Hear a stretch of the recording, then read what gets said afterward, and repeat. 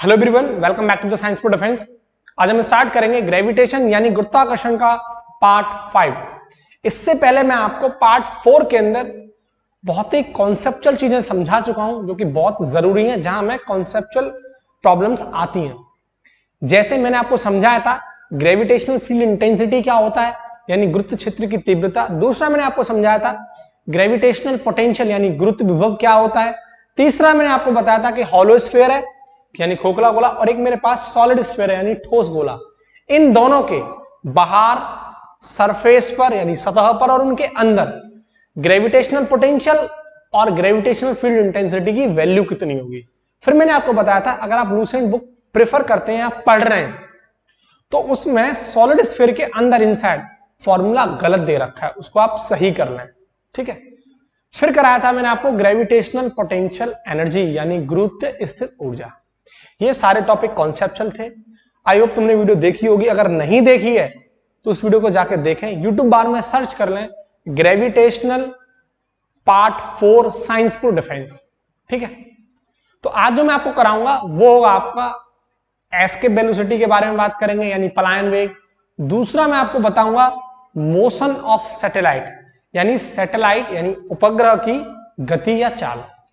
उसके अंदर आपको मैं पहला पॉइंट डिस्कस करूंगा दैट इज ऑर्बिटल वेलोसिटी यानी कक्षीय वेग। देखो एस्केप वेलोसिटी का फॉर्मूला हम लोग रट के बैठे होते हैं। ठीक है। 11.2 किलोमीटर पर सेकंड रट लिया है। एक्चुअल में एस्केप वेलोसिटी यानी पलायन वेग एक फॉर्मूला नहीं है, ये एक कॉन्सेप्ट है। ये अर्थ के लिए कुछ और होगा, मून के लिए कुछ और होगा, जुपिटर के लिए कुछ और होगा। अलग अलग जगहों के लिए इसकी वैल्यू अलग अलग होगी।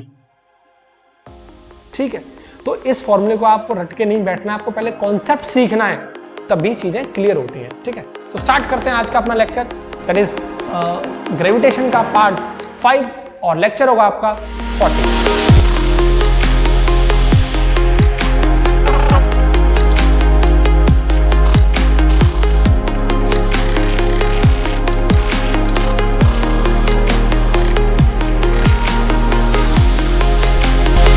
देखो स्टार्ट करते हैं आज का अपना टॉपिक। ठीक है। तो सबसे पहला पॉइंट है एस्केप वेलोसिटी। क्या है? एस्केप वेलोसिटी, पलायन वेग। हिंदी आप लिखते चलना, जहां जहां नीड होगी वहां मैं लिखूंगा, लेकिन जहां जरूरत नहीं है वहां लिख लेना, मैं बोल दूंगा।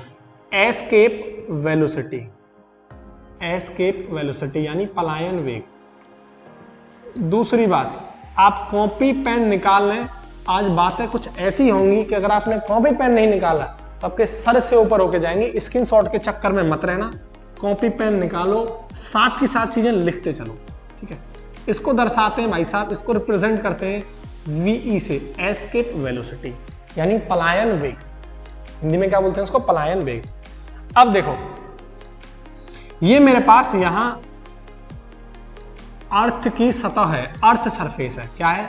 पृथ्वी की सतह, अर्थ सरफेस, पृथ्वी की सतह। वैसे पृथ्वी की सतह फ्लैट तो होती नहीं है, इस तरीके से फ्लैट नहीं होती है, लेकिन कॉन्सेप्ट सीखने के लिए बस मान लो, अगर आप नाराज हो गए तो मैं दूसरे तरीके से समझा दूंगा, अर्थ मान लेंगे। क्लियर है? अभी के लिए इतना समझ लो आप। तो फ्लैट सरफेस है, जैसे मैं आपको खड़ा होकर पढ़ा रहा हूं और खड़ा हूं अर्थ की सरफेस पर। ठीक है। तो यहां एक इंसान खड़ा हुआ है। ठीक है। ये खड़ा हुआ है भाई साहब और इनके हाथ में बॉल है। इन्होंने क्या करा, इस बॉल को हल्की सी स्पीड दी। ऐसे सोचो इस मार्कर को मैं हल्की सी स्पीड दूं तो फेंकूं तो आके जाके गिर जाएगा, यानी ये कंडीशन हो जाएगी, ये आके यहां गिर गई। अब इन्होंने क्या करा, इन्होंने और इसको स्पीड दी और तेजी से फेंका तो भैया थोड़ा सा आगे जाके और गिर जाएगा। अब इनको आ गई गुस्सा, इन्होंने कहा बस इतनी दूर, इन्होंने फिर और फेंका इसको, फिर भाई साहब और आगे जाके गिर गए। लेकिन अब भाई साहब ने इतनी गुस्साई, इन्होंने इसको इतनी तेज फेंका कि कभी वापस लौट के ही नहीं आया।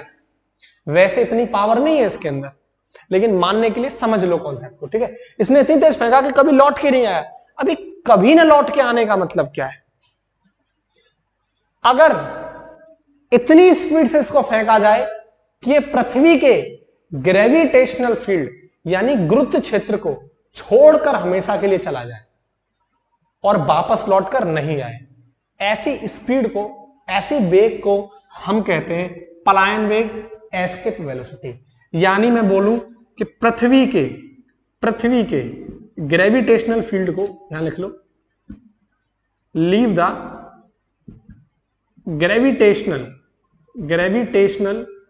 फील्ड, यानी पृथ्वी के गुरुत्व क्षेत्र को छोड़कर ही चला जाए, leave the gravitational field of earth, और कभी वापस ना आए, नेवर कम बैक, और दोबारा वापस लौट के नहीं आए। तो जो हमने वेग दिया है उसी को हम बोलते हैं एस्केप वेलोसिटी। या यूं समझ लो, ऐसे कम से कम स्पीड, मिनिमम वेलोसिटी, कम से कम वेग आपने किसी बॉडी को दिया और वो इस अर्थ के, पृथ्वी के गुरुत्व क्षेत्र को ही छोड़कर चला जाए और कभी वापस नहीं लौटे, उसको हम बोलते हैं एस्केप वेलोसिटी, यानी पलायन वेग। इतनी बात क्लियर है? इतनी बात क्लियर है। अब इसी को मैं आपको समझा देता हूं। अर्थ मान लेते हैं, देखो ये अर्थ है, छोटी सी एक अर्थ है, छोटी सी एक अर्थ है, ठीक है, ये है अर्थ, पृथ्वी, और ये अब भाई साहब आके यहां खड़े हो गए अर्थ की सरफेस पर, और इनके हाथ में क्या है, वही बॉल है। इन्होंने क्या हल्की सी स्पीड दी तो यहां अर्थ की सतह पर आकर गिर गया। अब हल्की सी और बढ़ा दी इन्होंने तो भाई साहब फिर आके जाके गिर गया।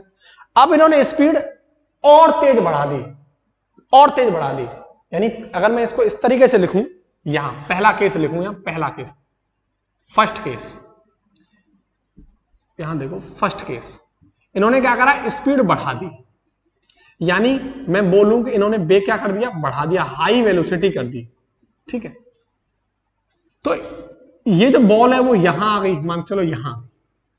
अब तुम्हें पता है अर्थ की एक खास बात क्या होती है, अगर कोई बॉडी अर्थ के ग्रेविटेशनल फील्ड के अंदर है, गुरुत्व क्षेत्र के अंदर है, तो उस बॉडी को हमेशा अपने सेंटर की तरफ खींचती है। खींचती है नहीं खींचती है? किससे? ग्रेविटी फोर्स से, दैट इज mg, उसके वेट के बराबर होता है। तो ये देखो, ये अर्थ का सेंटर है, तो अर्थ क्या करेगी, इस बॉडी को अपने सेंटर की तरफ खींचेगी।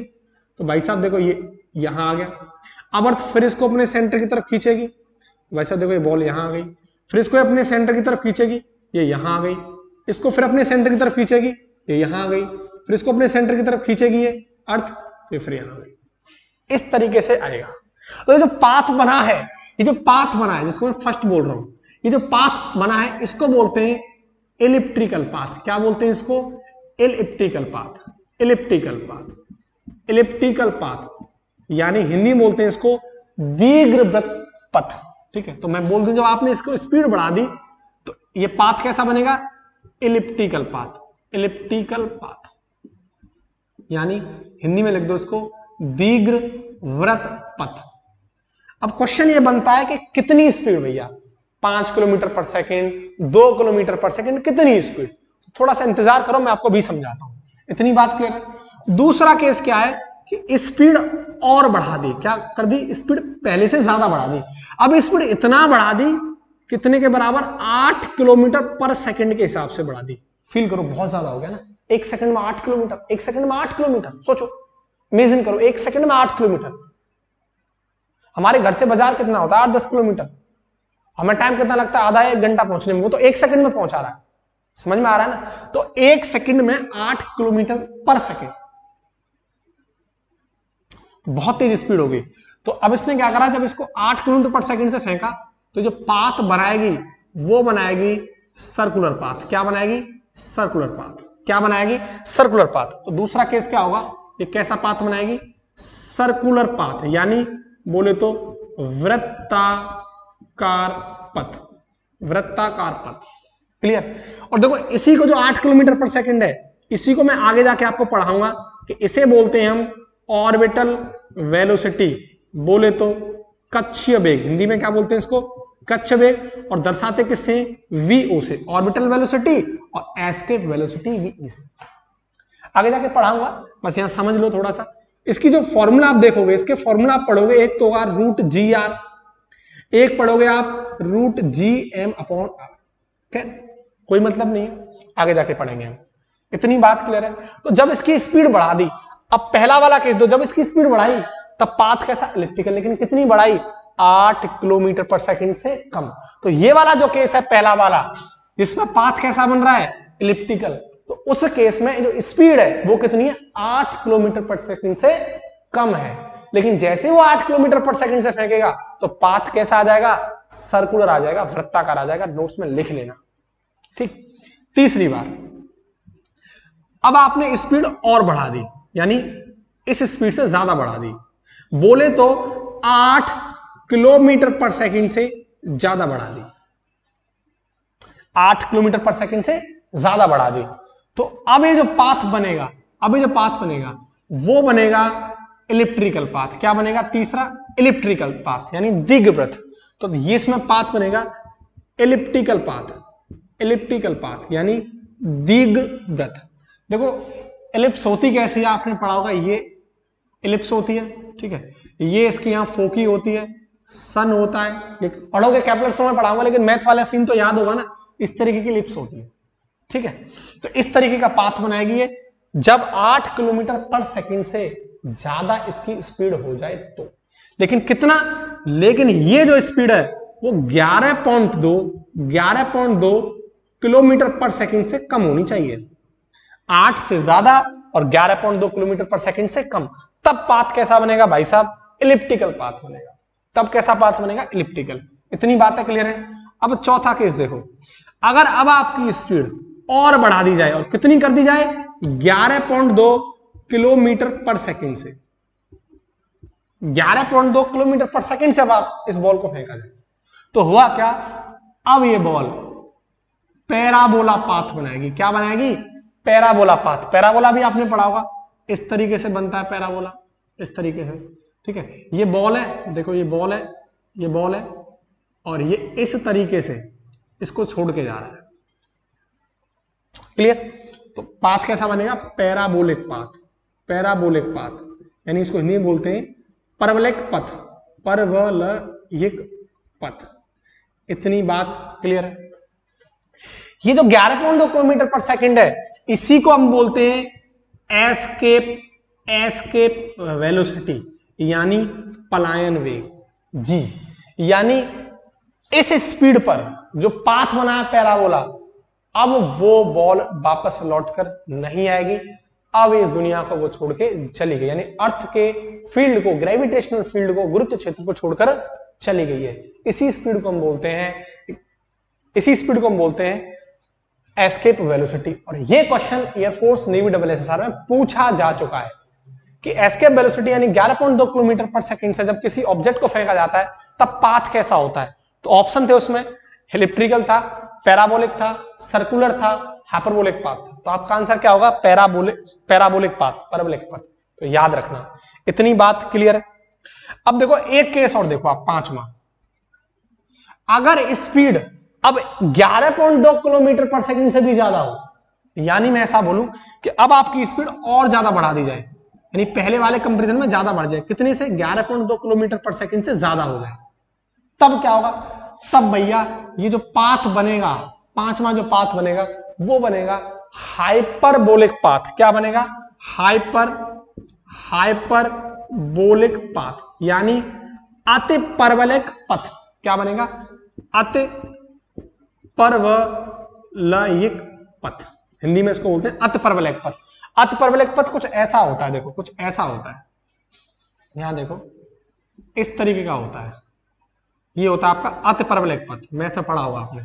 और ये सेंटर अर्थ का, ये अर्थ है, ठीक है, इस तरीके से चला जाता है ऑब्जेक्ट, ठीक है। ये अति परवलयिक पथ, इलिप्टिकल, पैराबोलिक। क्लियर। सर्कुलर आपको पता ही है।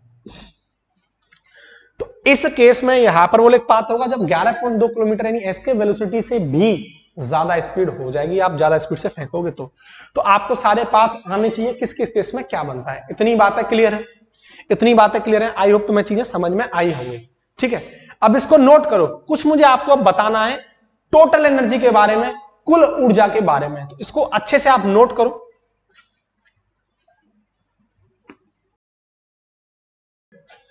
आपने क्या देखा, ध्यान से देखना, पहला वाला केस, पहले वाले केस में पाथ कैसा था हमारा, इलिप्टिकल। कैसा था, इलिप्टिकल यानी दीर्घवृत्त, जब स्पीड कितनी थी, 8 किलोमीटर पर सेकंड से कम। दूसरा वाला केस क्या पढ़ा था आपने, पाथ कैसा था, सर्कुलर, वृत्ताकार। नोट्स में देखते चलना, तब स्पीड कितनी थी 8 किलोमीटर पर सेकेंड।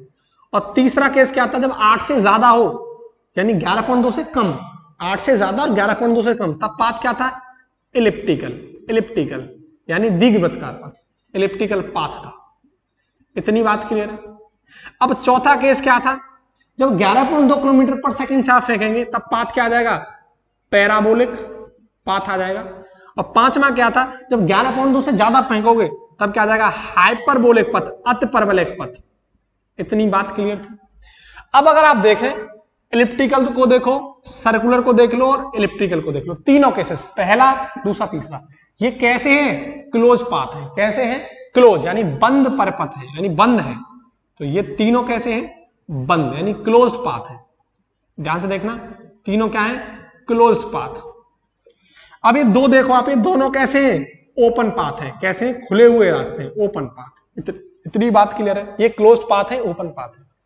तो भाई जो क्लोज पाथ होता है उसमें जो टोटल एनर्जी होती है, कुल ऊर्जा, वो हमेशा नेगेटिव होती है, ऋणात्मक होती है। ये डबल ए लेवल का क्वेश्चन है, एयरफोर्स ऐसा सवाल नहीं पूछेगा। ठीक है, तो ध्यान रखना ऐसे केस में जब क्लोज पाथ है तो चाहे वो पैराबोलिक हो, चाहे सर्कुलर हो, चाहे इलिप्टिकल हो, क्लोज पाथ है तो क्लोज पाथ में हमेशा कुल ऊर्जा कैसी होगी नेगेटिव।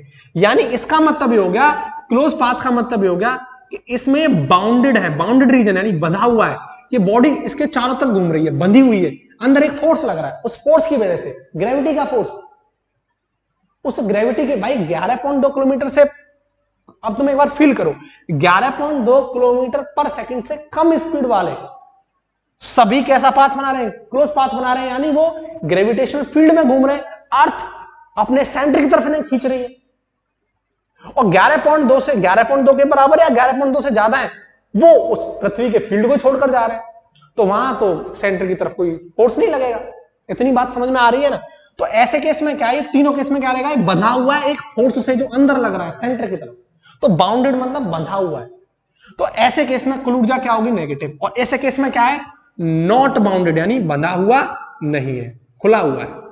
जैसे तुम पढ़ते हो ना एटम यानी परमाणु है, उसके चारों तरफ इलेक्ट्रॉन्स रिवॉल्व करते हैं, तो इलेक्ट्रॉन बंधे हुए होते हैं एक फोर्स से।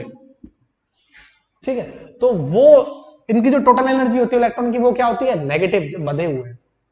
इतनी बात याद रखना, जो बंधे हुए हैं उनकी जो टोटल एनर्जी है वो हमेशा नेगेटिव होगी। अब आओ ओपन पाथ में, देखो हाइपरबोलिक पाथ को ध्यान से देखो पहले, हाइपरबोलिक पाथ, अतिपरवलयिक पथ, इसकी जो टोटल एनर्जी यानी नॉट बाउंडेड है, तो ऐसे केस में जो टोटल एनर्जी होती है वो होती है पॉजिटिव। क्या होती है टोटल एनर्जी पॉजिटिव होती है। क्या होती है टोटल एनर्जी पॉजिटिव होती है। लेकिन इस केस में थोड़ा सा देख लो, कंफ्यूजन नहीं होना, इस केस में जो टोटल एनर्जी होती है कुल ऊर्जा वो होती है 0। उसका रीजन क्या है, देखो ये थी स्पीड आपकी 11.2 किलोमीटर पर सेकंड से जब हम फेंक रहे हैं बॉल को, तो ऐसे केस में क्या है कि जा भी सकता है नहीं भी, मन की मर्जी है। तो इसलिए इसकी जो टोटल एनर्जी है पॉजिटिव और नेगेटिव दोनों को मिलाकर क्या बन जाती है 0। जा भी सकता है क्लोज भी, मतलब जा भी सकता है नहीं भी। ठीक है, अगर थोड़ा सा इससे कम दे दोगे तो ये नहीं जाएगा। तो टोटल एनर्जी इस केस में आप याद रखना। तो इस केस में पैराबोलिक पथ में टोटल एनर्जी क्या रहेगी 0। ये आपको समझ में आ गया होगा, ये आपको समझ में आ गया होगा, कितनी क्लियर सी बात है। तो अगर सर्कुलर पाथ में घूम रही है तो टोटल एनर्जी हमेशा कैसी होगी नेगेटिव। इतनी बातें क्लियर है, तो इसको नोट करो। अब इसके बाद मैं आपको समझाऊंगा फॉर्मूला। ठीक है, डेरिवेशन तो यहां जरूरत नहीं है, फॉर्मूला समझाएंगे और कुछ पॉइंट्स जिनसे डायरेक्ट क्वेश्चन हमारी बुक के अंदर दे रखे हैं। अगर लूसेंट पढ़ते हैं तो लूसेंट के अंदर भी वो क्वेश्चन है। ठीक है, अगर आप प्रदीप पढ़ते हैं तो प्रदीप के अंदर भी वो क्वेश्चन दे रखे हैं। एनसीईआरटी पढ़ते तो एनसीईआरटी के अंदर भी क्वेश्चन है, या आप आर्यन पढ़ते हो, कोई भी बुक आप लगा रहे हैं तो वो आपको मैं सारे पॉइंट्स आपको समझाऊंगा। ठीक है,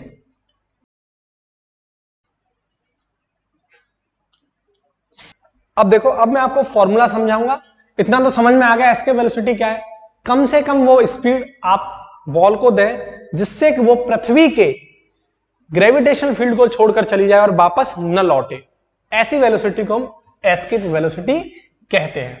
ठीक है, अब देखो इसका फॉर्मूला क्या होता है। एस्केप वेलोसिटी का फॉर्मूला देखो आप, v बराबर √2gm/r, √2gm/r। जहां पर ध्यान से सुनना, जहां मिस्टेक होती है, मेन मिस्टेक होती है, एम यहां पे क्या है, मास ऑफ प्लैनेट। हम अर्थ की बात कर रहे हैं, अर्थ के केसेस पढ़ रहे हैं, इसलिए मैं यहां क्या लिखूंगा, अर्थ। तो आपके लिए किसका अर्थ है, मास ऑफ अर्थ। ठीक, आर क्या है, radius of earth, radius of earth.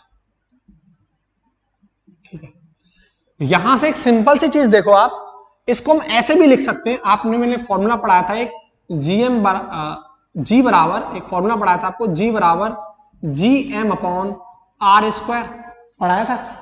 अब जी एम की जगह मैं क्या पुट कर दूं, ये जी आर स्क्वायर, तो देखो √2 G R square upon R, R से आर गया तो क्या आ गया, √2 जी आर। ये हो गया एस्केप वेलोसिटी का दूसरा फॉर्मूला, जो कि फेमस फॉर्मूला है। ठीक, अब देखो जी की वैल्यू 9.8 होती है, आर की वैल्यू 6400 किलोमीटर। जब इनको आप रखोगे, सॉल्व करने के बाद ये आएगा आपका 11.2 किलोमीटर पर सेकेंड। यही होती है आपकी एस्केप वेलोसिटी। इतनी बात क्लियर, यही आपके फॉर्मूले हैं। लेकिन कुछ पॉइंट आप समझो, वो मोस्ट इंपोर्टेंट पॉइंट है जो आपको मैं समझाने वाला हूं। मोस्ट इंपोर्टेंट पॉइंट है इस टॉपिक से रिलेटेड। पहला पॉइंट क्या है, आप जरा देखो, दो कांस्टेंट है, जी की value 6.67 10 power minus what, 10 power minus 11 होती है, कांस्टेंट है। अब जरा देखो, अगर अर्थ की जगह और कोई प्लैनेट होता, जुपिटर होता, वीनस होता, मार्स होता, कुछ और होता, तो मास तो फिक्स नहीं रहेगा, प्लैनेट का अलग अलग रहेगा, रेडियस भी अलग अलग होगी। यानी अर्थ जो, ये जो एस्केप वेलोसिटी है, वो किस पर डिपेंड कर रहा है, मास ऑफ अर्थ पर डिपेंड कर रहा है और रेडियस ऑफ अर्थ पर डिपेंड कर रहा है। मेरी बात ध्यान से सुन लेना, मास ऑफ अर्थ पर डिपेंड कर रहा है, रेडियस ऑफ अर्थ पर डिपेंड कर रहा है।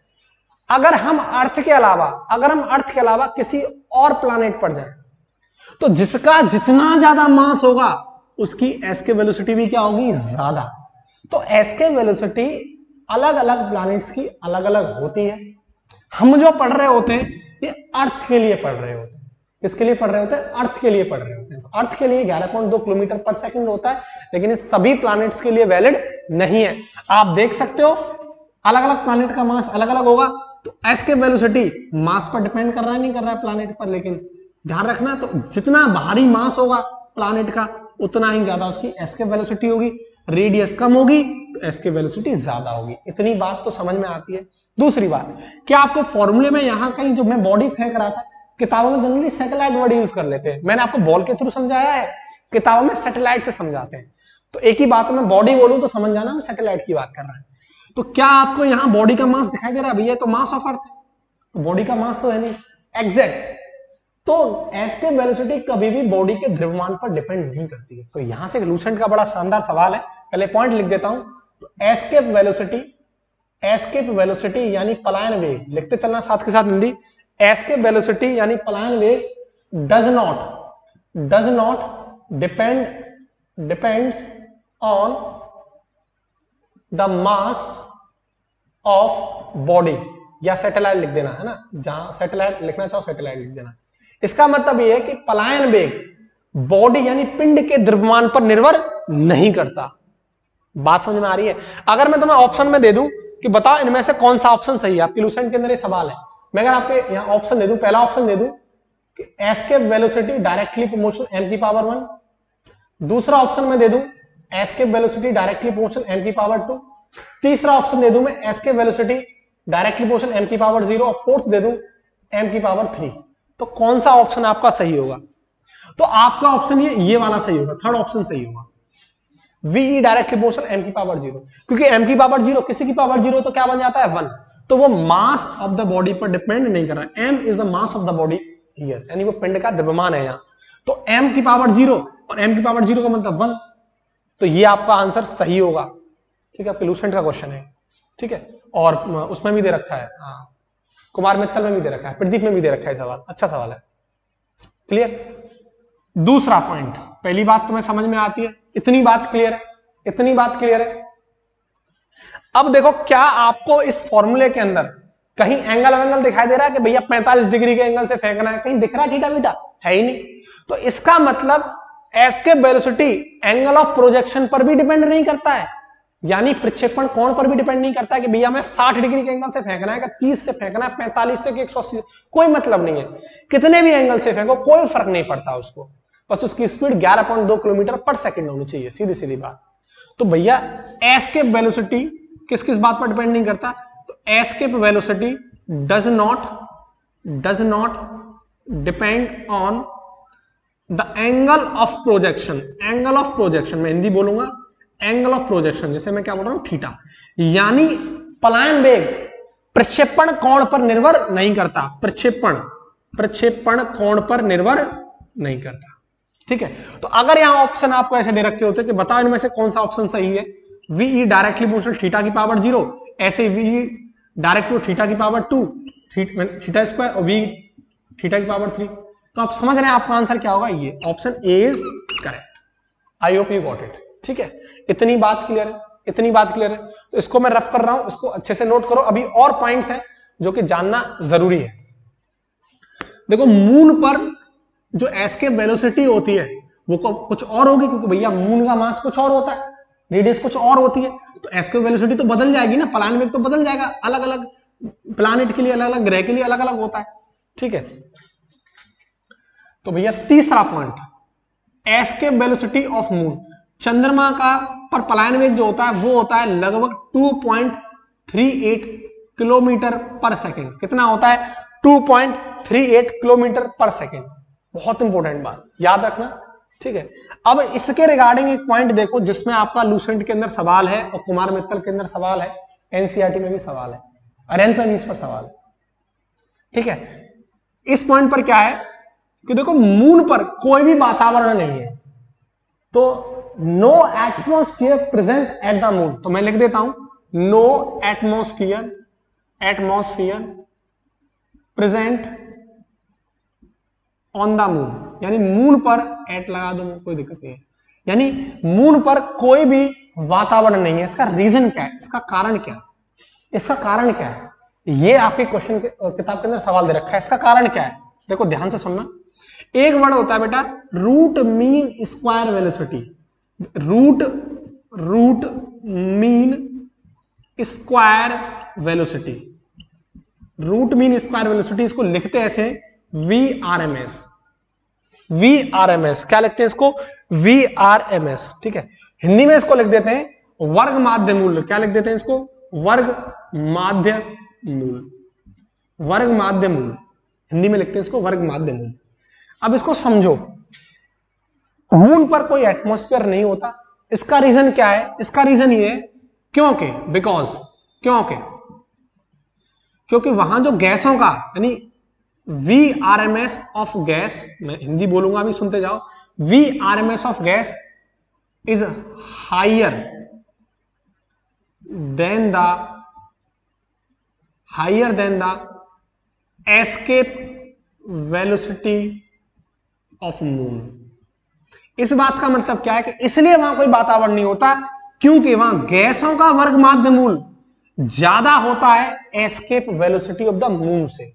इसका मतलब क्या है, देखो अर्थ है, ठीक है, ऐसा समझो ये अर्थ है। पहले आप एक फॉर्मूला देखो, VRMS का फॉर्मूला होता है √3RT/m। R यहां पर गैस कांस्टेंट होता है जिसकी वैल्यू होती है 8.314, ठीक है। T यहां पर टेम्परेचर होता है जो केल्विन में मेजर करोगे। M क्या होता है, मॉलिक्यूलर मास, यानी ये से बोलते हैं मॉलिक्यूलर मास, ठीक है, क्लियर। अब देखो अलग अलग गैस, नाइट्रोजन गैस, हमारे वातावरण में नाइट्रोजन भी है, हाइड्रोजन भी है, ऑक्सीजन भी है, तरह तरह की गैसों का मिक्सचर है। तो अलग अलग गैसों के लिए अलग अलग उसके मॉलिक्यूल होंगे, नाइट्रोजन के लिए कुछ और होगा, ऑक्सीजन के लिए कुछ और होगा, ठीक है। तो वैल्यू तो चेंज हो जाएगी, लेकिन एक एवरेज अगर मान के चलें तो इसकी जो वैल्यू आती है सभी गैसेस के लिए वो आती है 4 से 5 किलोमीटर पर सेकेंड। मेरी बात दोबारा समझ लो, पार्टिकुलर गैस के लिए अगर हम बात करें, अगर नाइट्रोजन के लिए बात करें, ऑक्सीजन की बात करें, तो M की वैल्यू क्या होगी, अलग अलग होगी, क्योंकि मॉलिक्यूलर मास अलग अलग गैस का अलग अलग होता है, ठीक है। अब जो जनरल केस जो हम मान के चलते हैं वो VRMS जो होता है गैसों का कितना होता है, 4 से 5 किलोमीटर पर सेकंड होता है, 4 से 5 किलोमीटर पर सेकंड होता है। अब देखो अर्थ का जो पलायन वेग है वो कितना है, 11.2 किलोमीटर पर सेकंड है। और जो वातावरण बना हुआ है उसका कारण ही क्या है, उसका रीजन ही क्या है कि भैया यहाँ गैसेस है, गैस की वजह से तो वातावरण बना हुआ है। अब तुमको सोचो इस गैस का जो VRMS है, वर्ग माध्यम मूल है, वो कितना है 4 से 5 किलोमीटर। अर्थ का पलायन वेग कितना है, इतना। तो क्या इसके पलायन, क्या ये जा पाएगी, क्या ये जा पाएगी? इसका तो पलायन वेग कम है। लेकिन मून का क्या है, मून का है 2.38 किलोमीटर पर सेकंड। तो लेकिन ये क्या करती है, इसकी 4.5 किलोमीटर पर सेकंड है स्पीड, तो इसको क्रॉस कर जाती है, इसको मून से क्रॉस कर जाती है, क्योंकि उसका पलायन वेग क्या है 2.38 और अर्थ का क्या है 11.2, तो 11.2 से कम है तो यही रह जाती है बीच में ही, और लेकिन इसको पार कर जाती है, इसलिए वहां वातावरण नहीं है, इसलिए वहां वातावरण नहीं है। इतनी बात क्लियर है, इसलिए वहां वातावरण नहीं है। तो सिंपल सा मैं अगर लॉजिक लिख दूं एक कि VRMS अगर एस के वेलोसिटी ज्यादा होगी हमेशा, तो भैया वहां वातावरण क्या रहेगा, प्रेजेंट रहेगा। तो प्रेजेंट एटमॉस्फेयर, ध्यान से समझ लेना, वहां वातावरण क्या रहेगा, मौजूद रहेगा जब एस की वेलोसिटी क्या रहेगी, VRMS से ज्यादा होगी। दूसरा, अगर VRMS ज्यादा होगा एस के वेलोसिटी से, तो वहां वातावरण नहीं रहेगा, तो नॉट प्रेजेंट एटमॉस्फेयर। इतनी बात क्लियर है, इतनी बात क्लियर है, ठीक है, इतनी बात क्लियर है। अब देखो एक पॉइंट और है, ये आपको सवाल दे रखा है, आप कर सकते हो। अब देखो एक पॉइंट और देखो, मून पर कोई भी मीडियम नहीं है, कोई भी माध्यम नहीं है, इसलिए हमें मून पर कोई भी आवाज सुनाई नहीं देती है। तो आपका लूसेंट में एक सवाल दे रखा है कि अगर बम फोड़ा जाए मून पर तो क्या होगा, ऑप्शन दे रखे हैं उसमें, हमें आवाज कब सुनाई देगी, ये हमें आवाज कब सुनाई देगी, ऑप्शन दे रखे हैं 7 घंटे बाद, 10 घंटे बाद, या नहीं सुनाई देगी। तो सुन लो, मून पर, यानी कौन सा पॉइंट है, 5वां पॉइंट है कि मून पर, एट मून मून पर हमें आवाज सुनाई नहीं देती है। At moon no sound here, कोई आवाज वहां सुनाई नहीं देती है। उसका रीजन क्या है, उसका रीजन ये है, उसका कारण क्या है, क्योंकि साउंड को चलने के लिए एक मीडियम की जरूरत होती है। साउंड को चलने के लिए किसकी जरूरत होती है, एक मीडियम की, और मून पर कोई भी मीडियम प्रेजेंट नहीं होता, कोई भी माध्यम प्रेजेंट नहीं होता है। उसका रीजन क्या है, नो मीडियम, कोई भी माध्यम, no medium present at the moon. तो कोई भी माध्यम मून पर प्रेजेंट नहीं होता है, और साउंड को चलने के लिए एक माध्यम की जरूरत होती है, जबकि मून पर कोई माध्यम ही नहीं है, इसलिए वहां हमें कोई भी आवाज सुनाई नहीं देती है। तो अगर मैं वहां बोलूंगा तो मेरी बात नहीं सुन पाएंगे, वहां बहरे हो जाते, सुन ही नहीं पाते। तो ये पॉइंट समझ में आ रहा है क्लियर, ये वाला पॉइंट दोनों पर आपको सवाल दे रखा है किताब के अंदर। इसलिए आवाज सुनाई नहीं देती है मून पर, क्योंकि वहां कोई भी मीडियम प्रेजेंट नहीं है, कोई भी माध्यम प्रेजेंट नहीं है, माध्यम उपस्थित नहीं है, क्योंकि साउंड को चलने के लिए एक माध्यम की जरूरत पड़ती है। इतनी बात है, क्लियर है, ठीक है। तो इसको मैं रफ कर रहा हूं।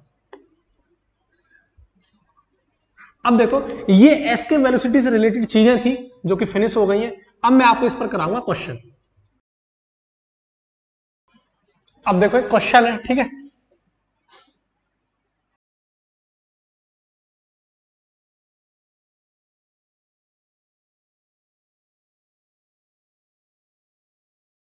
ठीक है, ये आपको सवाल दे रखा है, तो सवाल को समझो क्या बोल रहा है। सवाल ये बोल रहा है कि the escape velocity of earth is 11.2 kilometre पर सेकंड, ठीक है, यानी पृथ्वी का जो पलायन वेग है वो इतना होता है। If the radius of another planet is 4 times the earth, यानी किसी दूसरे प्लैनेट का जो रेडियस है वो 4 गुना दे रखा है अर्थ के, ठीक है। Mass is 100 times of the earth, और उसका जो द्रव्यमान है, मास है, वो 100 गुना दे रखा है, ठीक। Then the escape velocity from the planet will be, तो इस प्लैनेट्स का एस्केप वेग क्या होगा, आपको ऑप्शन गिवन है 11.2, 5.6, 56 किलोमीटर पर सेकंड और 280 किलोमीटर पर सेकंड। क्लियर। देखो एस्केप वेलोसिटी का फॉर्मूला क्या था, √g_m/r, ठीक है। g क्या होता है, कांस्टेंट, तो मैं इसको ऐसे लिख दूं, v डायरेक्टली प्रोपोर्शनल √m/r। देखो आसान तरीका मैं बताता हूं, कई बार हम कैलकुलेशन करने में मिस्टेक करते हैं, न्यूमेरिकल को सॉल्व करने में। थोड़ा आसान सोचो, देखो मास ऑफ द प्लैनेट, ठीक है, मैं प्लैनेट की बात कर रहा हूं, प्लैनेट के लिए निकाल रहे हैं। देखो मास ऑफ द प्लैनेट यानी एस्केप वेलोसिटी फॉर प्लैनेट, तो देखो मास कितना दे रखा है इसका, 100 times of mass of earth, that is 100 times लिख दो यहां, अपॉन रेडियस कितना दे रखा है उसका 4 टाइम्स। क्लियर, सिंपल सोचो, 4 का भाग दे दो 25, 25 और रूट में 25 क्या आ गया 5, कितना आ गया रूट 25 5। और अभी अर्थ की इसके वेलोसिटी कितनी है 11.2, गुणा कर दो 11.2 से और सॉल्व करना है इसको, 5 दूनी 10 और क्या जाएगा 56.0 किलोमीटर पर सेकेंड। ये आसान है। जनरली तुम ऐसे भी करते होगे इसको कि भैया देखो एस के वेलोसिटी का फॉर्मूला क्या है root G M upon R. जी भैया यहाँ कांस्टेंट है तो याद आएगा रूट एम अपॉन आर। भैया प्लैनेट के लिए क्या हो जाएगा escape velocity root mass of planet और रेडियस ऑफ प्लैनेट, ये अर्थ का है। तुम क्या करते होगे यहां वैल्यू पुट करोगे भैया मास ऑफ प्लैनेट की जगह 100 मास ऑफ अर्थ, रेडियस की जगह भैया 4 टाइम्स मास ऑफ अर्थ, दोनों को डिवाइड करोगे, ये काटा पीटी करोगे, सॉल्व करोगे, वही सेम चीज निकल के आएगी। तो थोड़ा सा दिमाग से सोचा करो कैसे हम इसको जल्दी कर सकते हैं, तो ये आसान तरीका है, इसको हम इस तरीके से हिट कर सकते हैं। ठीक है, ये आपका एस के वेलोसिटी से सारे फैक्ट क्लियर हो गए, इसको नोट कर लो। अब मैं आपको कराऊंगा ऑर्बिटल वेलोसिटी यानी कक्षीय वेग।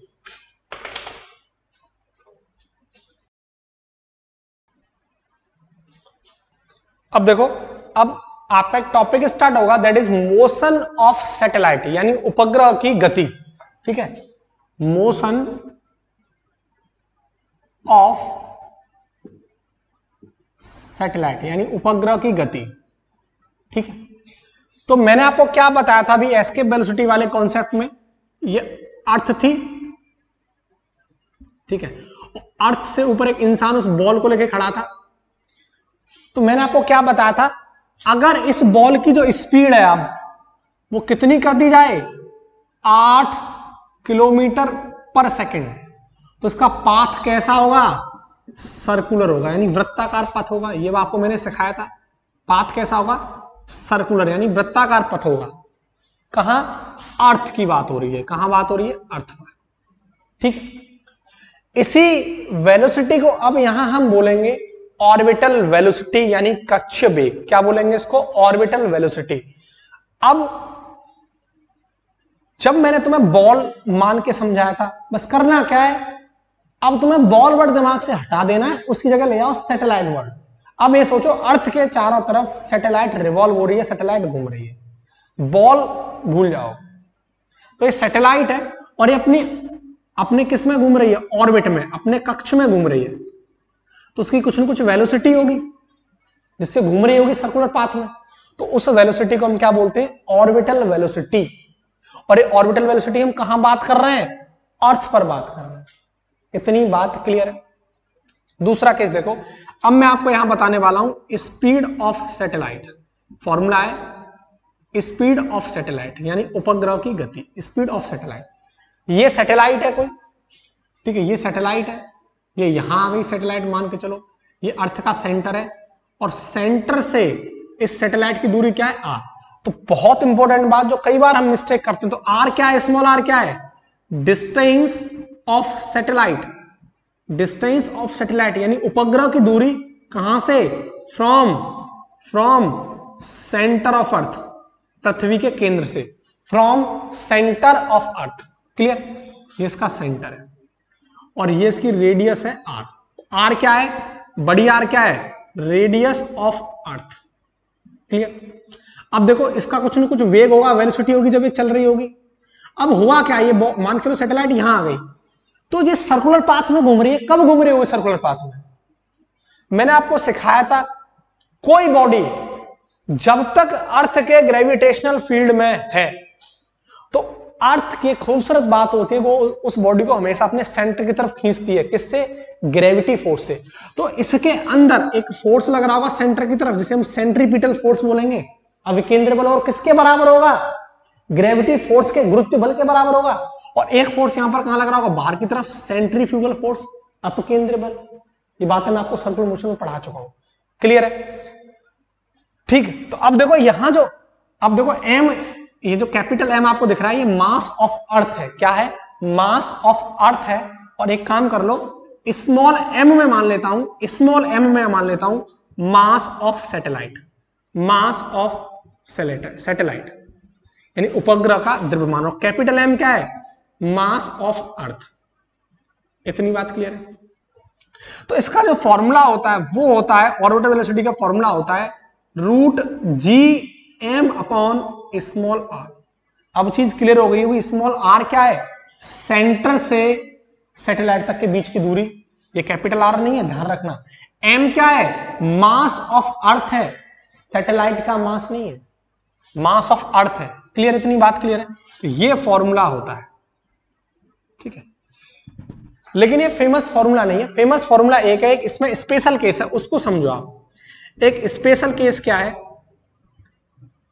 यदि अब ये सैटेलाइट पृथ्वी की सरफेस के थोड़ा क्लोज आ जाए, मान चलो यहां आ जाए, लगभग बहुत क्लोज आ जाए। वैसे बहुत सारी सैटेलाइट पृथ्वी के क्लोज ही घूमती हैं, जैसे आर्टिफिशियल सैटेलाइट है, जैसे मौसम दिखाने वाली सैटेलाइट, मौसम कैसा है, ठीक है, कम्युनिकेशन सैटेलाइट, ये लगभग ज्यादातर सैटेलाइट पृथ्वी के सतह के ऊपर ही रिवॉल्व करती हैं, ऊपर ही घूमती हैं।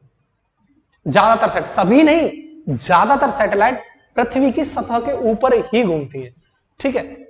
तो देखो हमें क्या मानना है कि अब स्पेशल केस क्या है कि अब ये सैटेलाइट जो है वो पृथ्वी की सतह के बहुत क्लोज है, वेरी क्लोज। तो मैं बोलूं if the satellite is revolve very close to earth surface, यानी पृथ्वी की सतह के वो सैटेलाइट क्या आ गई है, बहुत क्लोज आ गई। तो पृथ्वी की सतह के उपग्रह क्या आ गया, बहुत क्लोज, इतना क्लोज आ गया कि जो रेडियस है ना स्मॉल आर, वो किसके बराबर हो जाएगी, आर बराबर कैपिटल आर के। ये बात मेरी आप समझ पा रहे हैं, यानी ये तो था स्मॉल आर, ये कैपिटल आर, यानी इतना क्लोज आ गई कि लगभग ये जो रेडियस है अर्थ की और ये आर जो है वो क्या हो गई, बराबर हो गई, ठीक है। तो ऐसे केस में जो फॉर्मूला आएगा वो आएगा रूट, करना क्या है, स्मॉल आर की जगह आपको कैपिटल आर पुट कर देना है, तो root G M upon capital R. तो ये जो फॉर्मूला है वो तब के लिए वैलिड है जब सैटेलाइट पृथ्वी के क्लोज आ जाए, ठीक है। अब हमने एक फॉर्मूला पढ़ा था G बराबर G M upon R square, तो GM की वैल्यू क्या पुट कर सकता हूं मैं यहां, जी आर स्क्वायर। तो देखो रखो, तो root G R square upon R, R से आर गया, बचा क्या, रूट जी आर। जब हम इसको सॉल्व करेंगे, जी की वैल्यू 9.8, आर की 6400 किलोमीटर या 6.4 इंटू 10⁻6 मीटर, तो ये आता है करीब करीब ये वैल्यू आएगी 7.9, कितना आएगा, 7.9 किलोमीटर पर सेकेंड। इसको हम मान लेते हैं लगभग 8 किलोमीटर पर सेकेंड मानते हैं, लेकिन पृथ्वी के बहुत क्लोज जब सैटेलाइट आ जाती है तब उसकी स्पीड इतनी होती है 7.9 किलोमीटर प्रति सेकेंड पर सेकेंड, लगभग उसे हम मान के चलते हैं 8 किलोमीटर पर सेकेंड। इतनी बात क्लियर है, और फॉर्मूला क्या आ गया, रूट जी आर। इतनी बात क्लियर है, इसी को हम बोलते हैं ऑर्बिटल वेलोसिटी। ये वाला फॉर्मूला कब है और ये वाला फॉर्मूला कब है, ध्यान रखना। रूट जी आर कब के लिए, जब सैटेलाइट बहुत क्लोज हो, और जनरली आपके लेवल पर जो क्वेश्चन आएगा वो यही आएगा, सैटेलाइट 100-200 मीटर, 100-200 किलोमीटर, ठीक है, अर्थ की सरफेस के आसपास ही रिवॉल्व करेगी, तो आप यही फॉर्मूला यूज करोगे ज्यादातर। दोनों फॉर्मूले में अंतर समझ लेना, इसमें और इसमें, ठीक है। अब इसको नोट करो, अब फिर मैं आपको बताऊंगा कि सैटेलाइट जो होती है वो किन किन बातों पर डिपेंड करती है, और यहां से भी डायरेक्ट आपकी बुक्स के अंदर क्वेश्चन दे रखे, ठीक है, इसको नोट करो।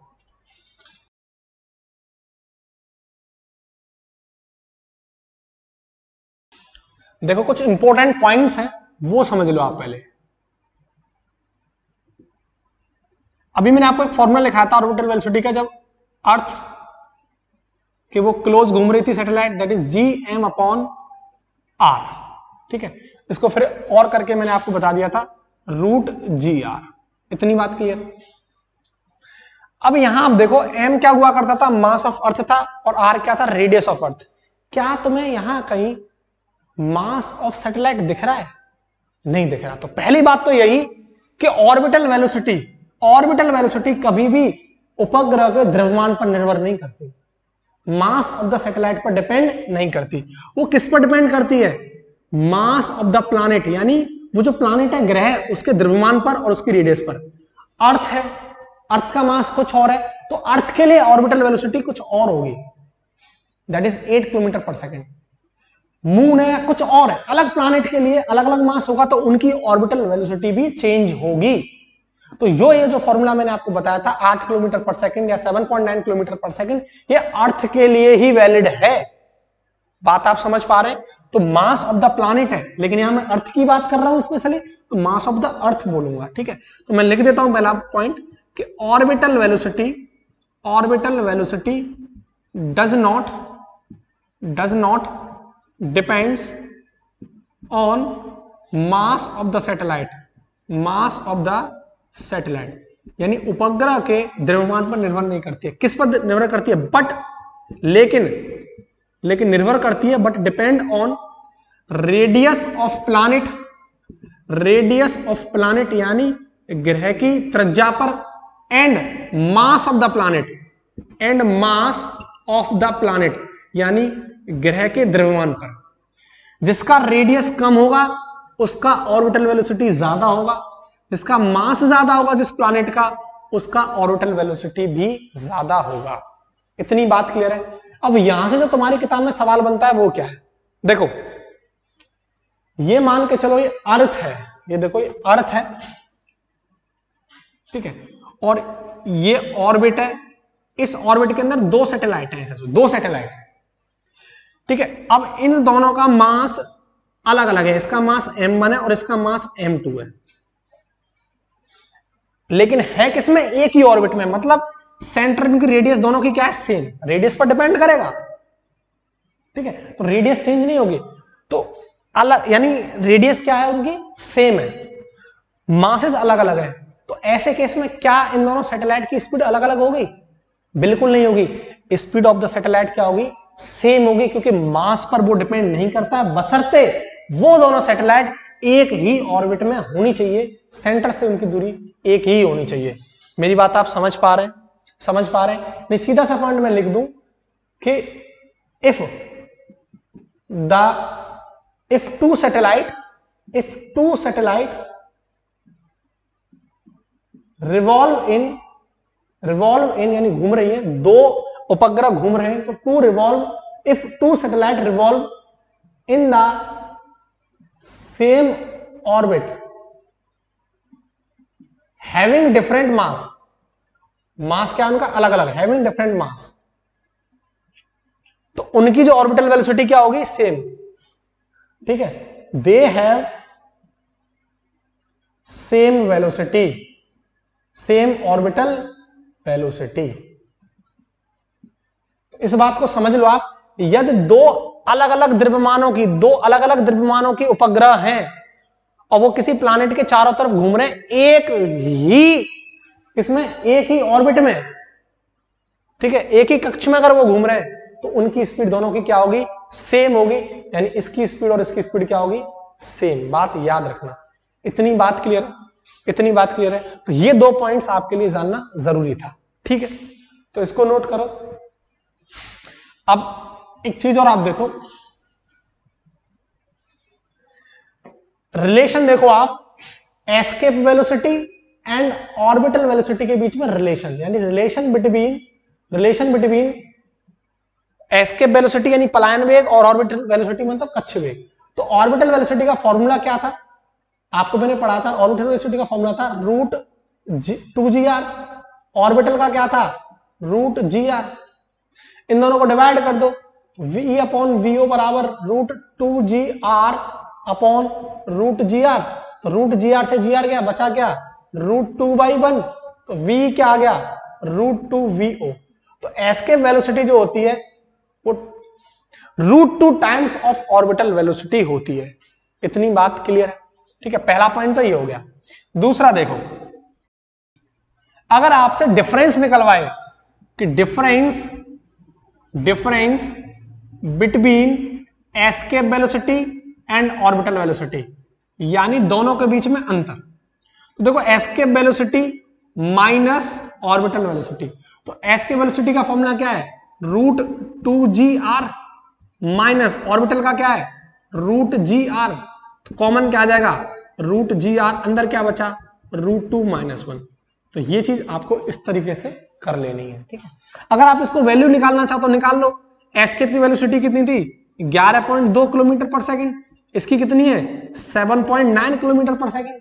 दोनों को घटा दो, कितना बचेगा 2.9 यानी 3, और ये बचा 0.3, 3.3 किलोमीटर पर सेकेंड। यानी दोनों का जो डिफरेंस निकल के आएगा escape minus orbital, orbital minus escape नहीं, एस्केप माइनस ऑर्बिटल कितना निकल के आएगा 3.3 किलोमीटर पर सेकेंड। ठीक है, आई थिंक ये दिमाग में चीजें क्लियर हो गई होंगी। अब देखो, अब मैं आपसे बात करूंगा टाइम पीरियड ऑफ सैटेलाइट। ठीक है, टाइम पीरियड के बारे में बात करूंगा आवर्तकाल के में, तो इसको अच्छे से नोट करो। अब देखो, अब आपका नेक्स्ट टॉपिक चलेगा time period of revolution of satellite. ठीक है, हिंदी बताता हूं अभी, time period of revolution of satellite, यानी ये हो गया कोई उपग्रह सैटेलाइट किसी ग्रह के जब चक्कर काटेगा तो उसका आवर्तकाल आपको बताना है कितने टाइम पीरियड में वो एक कंप्लीट चक्कर लगाएगा। ठीक है, तो मैंने आपको बताया था, देखो ये कोई प्लैनेट है, अब जनरली हम अर्थ की बात कर रहे हैं इस चैप्टर में। ठीक है, तो कोई और प्लैनेट भी हो सकता है, लेकिन हम इस चैप्टर के अंदर अर्थ की बात कर रहे हैं। तो ये अर्थ है और ये अर्थ का सेंटर है, तो अर्थ के सेंटर से ये जो सैटेलाइट है वो रिवॉल्व हो रहा है, घूम रहा है इसके चारों तरफ, और ये मान चलो यहां आ गया, तो इसकी जो दूरी है अर्थ के सेंटर से वो क्या है स्मॉल आर, और इस प्लैनेट की जो अर्थ की जो रेडियस है वो क्या है कैपिटल आर। तो अब ये जो घूम रहा है एक कंप्लीट चक्कर, एक पूरा चक्कर कितने टाइम में लगाएगा वो मैं बताना है। तो देखो मैं आपको बता दूं, टाइम पीरियड का फॉर्मूला क्या होता है 2 pi R upon orbital velocity that is VO. अब देखो मैंने क्या लिया स्मॉल आर, डिस्टेंस कहां से लेंगे हम, अर्थ के सेंटर से सैटेलाइट तक के बीच की दूरी। ठीक है, अब देखो अभी हमने पढ़ा था, इसका फॉर्मूला आप पुट कर सकते हैं 2 पाई आर अपॉन क्या पढ़ा था root G M upon small R, यही तो पढ़ा था जब हम इससे दूर थे। ठीक है, यही तो पढ़ा था। अब देखो आर जब ऊपर जाएगा रूट में आर, जब आर ऊपर जाएगा तो क्या ये आर की पावर 1/2 हो जाएगा, एक आर तो है ही है, ये ऊपर जाएगा तो आर की पावर 1/2, ये बचा रूट जी एम। अब देखो इनको सॉल्व कर लो, ये हो जाएगा आर 1 हो जाएगा ये, अब इनको सॉल्व कर लो, ये आ जाएगा टी बराबर 2 पाई आर 1 + 1/2 कितना हो जाएगा that is 3/2 upon root G M. तो आपका टाइम पीरियड ये निकल के आ गया, यानी एक कंप्लीट चक्कर, वो अर्थ की बात कर रहा हूं मैं, अर्थ के अराउंड इतना वो टाइम में चक्कर लगाएगी दैट इज 2 पाई आर की पावर 3/2 अपॉन रूट जी। ठीक है, अब देखो आप 2 पाई कांस्टेंट है, जी भी कांस्टेंट है, और एम क्या है मास ऑफ दिस अर्थ वो भी कांस्टेंट है, लेकिन ये आर कम या ज्यादा हो सकता है। तो देखो टी जो है क्या मैं ऐसा लिख सकता हूं आर की पावर 3/2 लिख सकता हूं। अगर आप देखें तो अगर मैं दोनों तरफ स्क्वायर कर दूं ऑन स्क्वायरिंग बोथ साइड, तो ये स्क्वायर से खत्म हो जाएगा, तो क्या बचेगा आर की पावर क्यू। ये आपका यहां से फॉर्मूला निकल के आ गया जिस पर आप सवाल करोगे अभी। इसे बोलते हैं हम केपलर थर्ड लॉ। क्या बोलते हैं केपलर्स थर्ड लॉ। तो केपलर का ये तीसरा नियम है T square directly proportional R cube, इसको मैं आपको पढ़ाऊंगा केपलर्स लॉ के अंदर। इससे आपको यहां टाइम पीरियड पर अभी सवाल भी करने हैं। ठीक है, इतनी बात क्लियर है। अब मुझे आपको एक केस और पढ़ाना है, स्पेशल केस, जब ये सैटेलाइट अर्थ के बहुत क्लोज घूमे, जैसे अभी मैंने आपको ऑर्बिटल वेलोसिटी में बताया था, वही सेम केस आपको पढ़ाना है कि अगर ये सैटेलाइट अर्थ के बहुत क्लोज हो, मतलब ये हो गया कि जो ये आर है वो इस कैपिटल आर के बराबर हो। बात मेरी समझ रहे हैं? तो स्पेशल केस क्या है, एक स्पेशल केस क्या है कि if satellite revolve very close to earth, तो अर्थ के ये सैटेलाइट बहुत क्लोज घूम रही है, ठीक है, तब टाइम पीरियड क्या हो जाएगा। ऐसे केस में स्मॉल आर बराबर क्या हो जाएगा कैपिटल आर। इतनी बात अब समझ में आ रही है? तो देखो आप जहां जहां आर है वहां क्या पुट कर दो, आप कैपिटल आर पुट कर दो, यहां पुट कर दो आप ये फॉर्मूले के अंदर। तो देखो ये क्या आ जाएगा, एक यहां पुट कर देना आप, टी बराबर 2 pi capital R upon root G M upon R. ठीक है, अब देखो, अब एक काम करो, हमने एक फॉर्मूला पढ़ा था g बराबर G M upon R square, तो जी एम की जगह क्या पुट कर दो, जी आर स्क्वायर पुट कर सकते हैं, तो यहां कर दो आप, ये आ जाएगा 2 pi R upon G R square upon R root में, और आर से आर गया, बचा क्या 2 pi R upon root G R, ये आ गया आपका t बराबर 2 pi R upon root G R. अब इसको और कैलकुलेट कर सकते हैं, आर को root R into root R लिख लो, तो ये वाली रूट आर खत्म, तो ये आ जाएगा आपका 2 पाई रूट आर अपॉन जी, ये टाइम पीरियड आ गया 2 पाई रूट आर अपॉन जी। ये कब आया है, जब सैटेलाइट अर्थ के बहुत क्लोज हो। अगर आप मेरे लेक्चर लगातार देख रहे हैं तो आपको याद होगा, ये टाइम पीरियड मैं आपको पढ़ा चुका हूं, टी बराबर 2 पाई आर अपॉन जी। क्वेश्चन के थ्रू मैंने आपको पढ़ाया था, क्वेश्चन के थ्रू समझाया था, और मैंने बताया था आपको कि अगर इसको आप सॉल्व करेंगे, आर की वैल्यू आप रखेंगे 6400 किलोमीटर, जी की वैल्यू 9.8, तो लगभग ये वैल्यू कितनी निकल के आती है, 84.6 मिनट निकल के आएगी। यानी सोचो 1 घंटा 24 मिनट के आसपास। ठीक है, तो अगर सैटेलाइट अर्थ के बहुत क्लोज आ जाएगी तो 84.6 मिनट में एक कंप्लीट चक्कर लगा लेगी। तो ये आपको याद रखना है, स्पेशल केस है, कब के लिए है, जब सैटेलाइट पृथ्वी के बहुत क्लोज घूम रही हो। ठीक, तो आई होप तुम्हें ये चीजें समझ में आई होंगी, तो इसको बहुत अच्छे से नोट करो। अब फिर मैं आपको इस पर कराता हूं क्वेश्चन।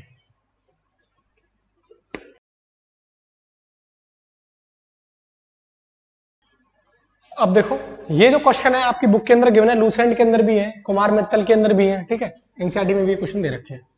ठीक है, क्वेश्चन क्या है, क्वेश्चन पहला,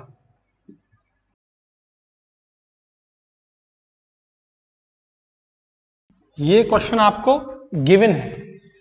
क्वेश्चन ये बोल रहा है कि यदि सन और अर्थ के बीच की जो डिस्टेंस है आधी कर दी जाए, पहले कितनी थी 8 डिस्टेंस पर थे, अब उनके बीच की डिस्टेंस आधी कर दी जाए, रिड्यूस्ड बाय हाफ, तब नंबर ऑफ डेज कितने, यानी कैलेंडर में नंबर ऑफ डेज कितने होंगे।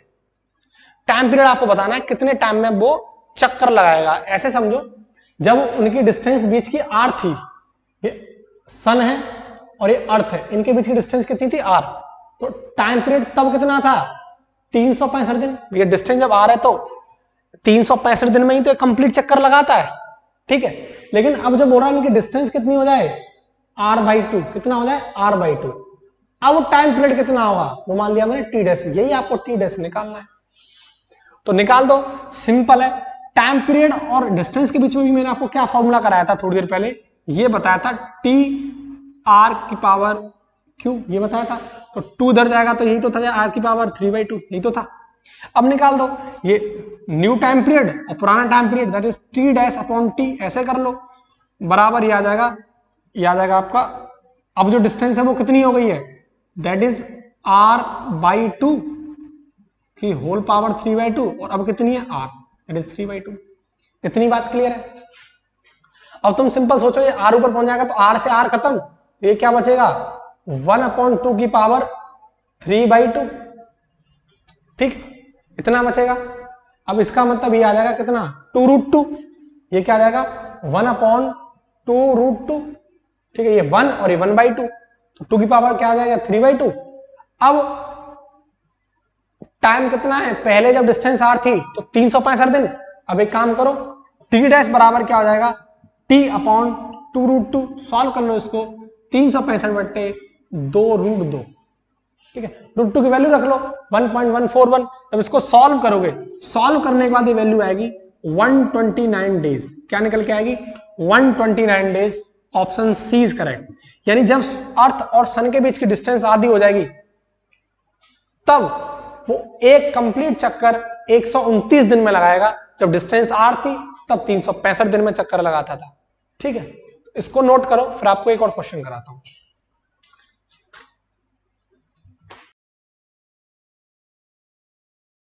अब देखो नेक्स्ट क्वेश्चन, ये भी आपकी बुक का क्वेश्चन है।